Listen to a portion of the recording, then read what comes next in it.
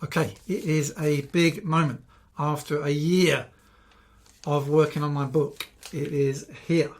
I've never seen this book before. I worked on it from June last year, really finished the writing in January. I've been working on it, getting it out into the world, into a proper book format since start of this year. It's now May, so I'm going to unbox it here, live right now.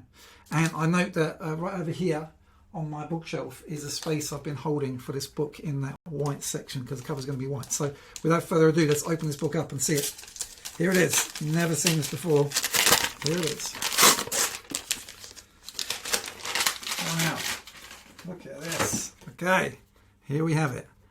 Unlock Leveraging Hidden Intelligence in Your Leadership Team by Rob Pine. It feels nice and solid. It looks professional, which is what I wanted. So first glance, it just looks like a proper book. And that's what all the hard effort goes into, I guess, making it look and feel and the content be adding value to the world. So let's put it on the bookshelf. Here we go. It's a moment I've been waiting for.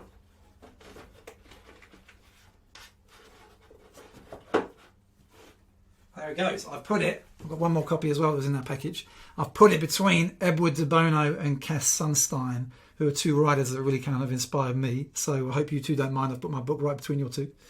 I'll just reflect on a couple of lessons on this journey. I think life is about maybe three journeys, right? A journey of achievement for moments like this, when you see the hard-fought results of your efforts turned into something real.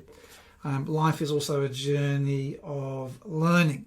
One of the reasons I really wanted to write a book was actually just to learn how to write a book. And wow, have I learned a lot about writing and about producing and about designing, about typesetting, about listing on Amazon, all sorts.